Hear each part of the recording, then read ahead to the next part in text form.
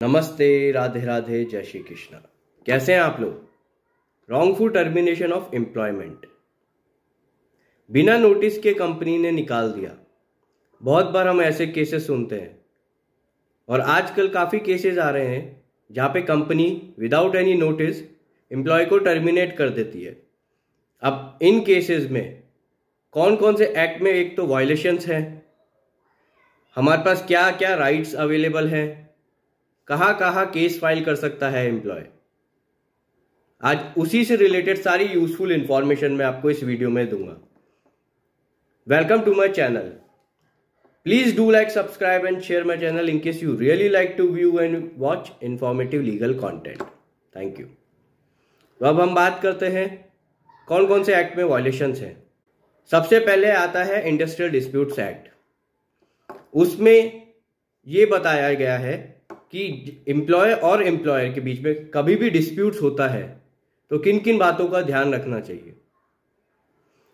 इसके बाद आता है शॉप्स एंड एस्टेब्लिशमेंट एक्ट, जो कि रेगुलेट करता है, ये बताता है कि ये एंटिटी या ये शॉप्स, कमर्शियल एस्टेब्लिशमेंट्स, ये कैसे चलेंगे, इनको क्या क्या चीज़ें फॉलो करना है। इसके अलावा इंडियन कॉन्ट्रैक्ट एक्ट सबसे मेन, क्योंकि एम्प्लॉय और एम्प्लॉयर दोनों के बीच में एक कॉन्ट्रैक्ट है फॉर द एम्प्लॉयमेंट। अब हम बात करते हैं कि क्या क्या वायलेशंस हो रहे हैं। इंडस्ट्रियल डिस्प्यूट एक्ट में सबसे पहले वहां पे अगर 1 महीने का नोटिस या फिर उसके बदले में सैलरी देना अनिवार्य है। अगर किसी एम्प्लॉय को निकाल रहे हो और वो एम्प्लॉय 1 साल से ज़्यादा काम कर चुका है आपके पास, तो 1 महीने का नोटिस या फिर उसके बदले में सैलरी। सेम शॉप्स एक्ट भी यही बोलता है। हर स्टेट का शॉप्स एक्ट अलग है। जनरली कि 1 महीने का नोटिस आपको देना जरूरी है, और नहीं देते हो तो आप 1 महीने की सैलरी दे दो। अब यहाँ पे बात करते हैं कि हमारे पास क्या राइट्स है। हमें इंडस्ट्रियल डिस्प्यूट एक्ट में एम्प्लॉय को रिट्रेंचमेंट कंपनसेशन भी देना पड़ता है।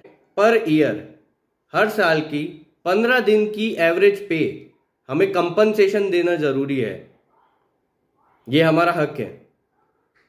अगर ये नहीं मिलता है तो ये इंडस्ट्रियल डिस्प्यूट एक्ट का वायलेशन है। अब बात करते हैं कॉन्ट्रैक्ट एक्ट। कॉन्ट्रैक्ट एक्ट में लिखा हुआ है सेक्शन 73 बोलता है कंपनसेशन के बारे में। अगर कोई कॉन्ट्रैक्ट ब्रीच होता है, अब यहाँ पे ब्रीच हुआ है जैसे कि कंपनी और एम्प्लॉय के बीच में, तो यहाँ पे हम कंपनसेशन क्लेम कर सकते हैं डैमेजेस और लॉस के लिए, जो कि हमें जॉब लॉस के कारण हुआ है।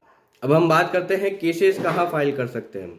तो केसेस हम फाइल कर सकते हैं। सबसे पहले अगर हमें कंसीलिएशन के थ्रू जाना है तो हम out of the court online समाधान पोर्टल पे भी अपना केस फाइल कर सकते हैं।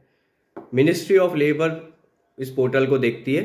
वहाँ पे ये एक तरीके से out of the court settlement बोल सकते हैं। इनफॉर्मली अगर आपको स्टार्टिंग में एक बार ट्राई करना है तो यहाँ पे आपका कंसीलिएशन प्रोसेस होता है ऑनलाइन, और जो कंसीलिएशन ऑफिसर है वो दोनों पक्षों की बातें सुनता है, और अगर आपके फेवर में केस आता है तो आप वेल एंड गुड है, वो बाइंडिंग करवा सकते हैं अगर दोनों पार्टी मान लेती है उसको। तो अगर इस प्रोसेस के थ्रू आपका सॉल्व नहीं होता है तो आप डिस्प्यूट फाइल कर सकते हैं, केस फाइल कर सकते हैं लेबर कोर्ट में, इंडस्ट्रियल ट्रिब्यूनल में जाके। ये है केस कहाँ फाइल कर सकते हैं अगर लेबर लॉ में डिस्प्यूट हो रहा है आपका। अगर कॉन्ट्रैक्ट एक्ट का डिस्प्यूट है तो आप जाके सिविल कोर्ट में भी सीधा केस फाइल कर सकते हैं। सेक्शन 73 हमें ये राइट देता है कि कंपनसेशन के लिए हम केस फाइल कर सकते हैं। ब्रीच ऑफ कॉन्ट्रैक्ट हुआ है यहाँ पे, ये सब हमारे पास राइट्स है। ये सब हम केसेस फाइल कर सकते हैं। और अगर हमें 5 साल से ज़्यादा हो गया तो हम ग्रेच्युटी के लिए भी केस फाइल कर सकते हैं। बट क्योंकि हम यहाँ पे एक ही केस फाइल कर रहे हैं तो उसी में हम मेंशन कर सकते हैं for the claim of gratuity also, या फिर ग्रेच्युटी के लिए अलग से भी लेबर कमिश्नर को हम फाइल कर सकते हैं। ये सब हमारे राइट्स हैं। अब कई बार ऐसा होता है कि हम देखते हैं कि कोई पुराना एम्प्लॉय है जिसको जवानी रखा था, 10 साल 15 साल हो गए और निकाल दिया। अब एक इम्पॉर्टेंट बात बताता हूँ, ओरल कॉन्ट्रैक्ट्स जो होते हैं वो भी वैलिड होंगे इस केस में।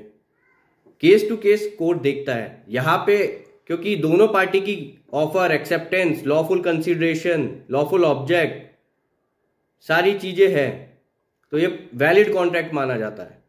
फ्री कंसेंट है और ओरल कॉन्ट्रैक्ट इस केस में वैलिड होगा। और इस केस में अगर उस पर्सन को निकाल दिया है जो कि 10-15 साल से काम कर रहा है, तो वो कंपनसेशन के लिए केस फाइल कर सकता है। अब कंपनसेशन कितना मिलेगा ये केस टू केस वेरी करता है। पर जैसे कि अगर आप रीइंस्टेटमेंट दोबारा जॉब के लिए करते हो फाइल, तो कोर्ट देखेगा कि रीइंस्टेटमेंट दे पाएंगे या नहीं उस कंडीशन में, क्योंकि जनरली कोर्ट ये बोलता है कि अब एम्प्लॉयर से आपका एक बार रिश्ता भी खराब हो गया है, तो दोबारा वहां पे जॉब करने से अच्छा है आपको कंपनसेशन उसके बदले में वो दे देते हैं। अब वो कंपनसेशन केस टू केस, और जैसे कि अगर कोई आदमी 10 साल 15 साल, तो वो पूरा 10-15 साल का वो कैलकुलेट करते हैं और वो कंपनसेशन देते हैं। कोर्ट जो ये कंपनसेशन आपको देता है, ये वाला कंपनसेशन एडिशन है टू द रिट्रेंचमेंट कंपनसेशन, जो कि डिस्प्यूट इंडस्ट्रियल डिस्प्यूट एक्ट में आपको मिलता है, जो कि मैंने आपको बताया कि हर साल के 15 दिन का बेस एवरेज पे आपको मिलता है। अगर 10 साल काम कर रहा है तो 10 साल हर साल के 15 दिन का कैलकुलेट होता है वो। मुझे उम्मीद है ये सब जान के आपको यूजफुल लगा होगा, इंफॉर्मेटिव लगा होगा। प्लीज़ ये शेयर कीजिए लोगों को, ताकि उनको पता लगे कि उनके पास क्या राइट्स हैं, कहाँ कहाँ केस फाइल कर सकते हैं, क्या कंपनसेशन क्लेम कर सकते हैं। अब ये कोर्ट देखेगा केस टू केस कि दोबारा जॉब पे रख सकते हैं या नहीं, पर वो कंपनसेशन दे देता है अगर वो दोबारा जॉब पे नहीं रखते हैं तो। सावधान रहे, सतर्क रहे, अपना वकील खुद बने। नमस्ते।